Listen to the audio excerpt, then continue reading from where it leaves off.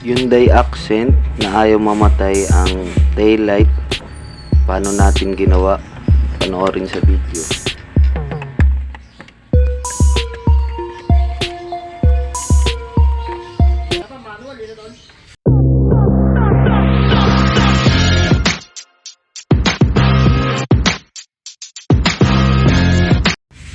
Sa mga ganitong Hyundai Accent, kadalasang nasisira dito ay panel board. Kaya tinanggal ko agad yung socket dito sa panel. Makikita nyo yan. Kahit pag kinakabit-kabit, umiilaw agad. Kaya ginawa ko, hinanap ko yung sa switch. Galing sa switch na linya. Nakita ko naman agad. Ibig sabihin, hindi sira yung switch.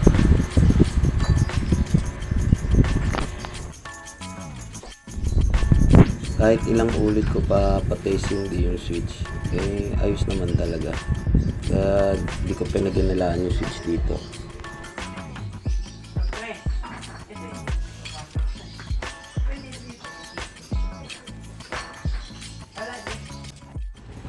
Kaya hinanap ko naman yung wire na papunta sa relay yung nagtitrigger para umopen yung taillight.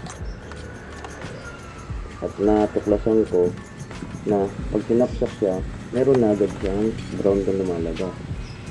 Yan, pag dinikit ko po yung dalawang wire, yan po, naka-on na naman ko. Nakita nyo naman. Yan po, gumawa po ako ng wiring diagram ng connection ng Accent. Ito po yung original relay ng Accent. Yan po ang linya niya. Taillight switch, gauge, saka relay, taillight bulb. Bali, ang gagawin po natin dyan, puputulin po natin itong dalawang linyang papunta sa gauge. Isang galing sa taillight switch. Yung galing sa taillight switch ay kakabit natin sa number 85. Yan, ng bagong relay natin.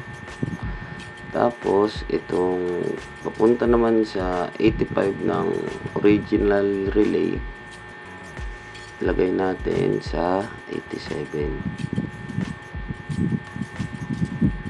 Tapos itong number 30 lagay natin sa body ground.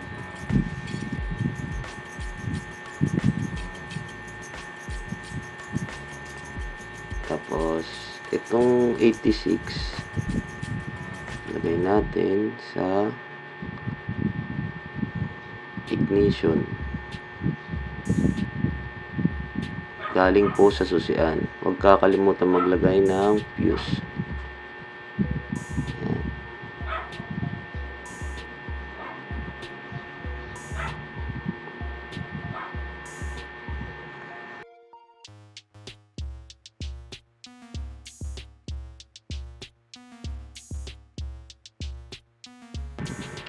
Pag ang ating pong taillight switch ay nag-on, tatawid po dito yung body ground papunta sa 85, number 85 ng bago nating relay.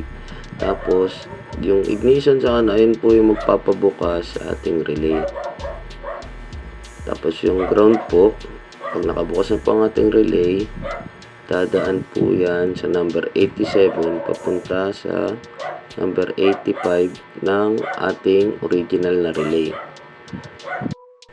At dahil nag-on na ang ating original na relay, dadaan po ang positive papunta sa ating taillight bulb.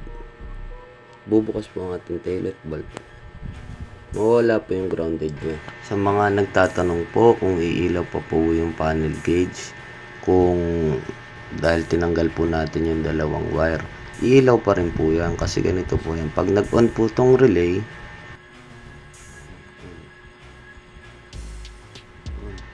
magkakaroon po ng power ang ating taillight bulb. Di lang po isa yan. Marami pong sanga-sanga po yan. Ang binago lang naman po natin ay yung lagi po siyang nakabukas kahit patay na po yung switch.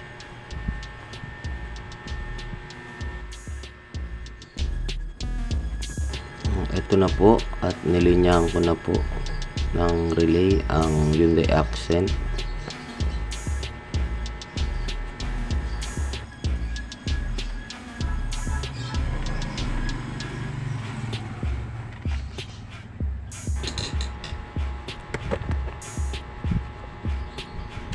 Napapatay na po siya sa sarili niyang switch. Pamamagitan lang po ng nilagay nating bagong relay. Ito po, ayusin na lang po ito ng pagkakakabit.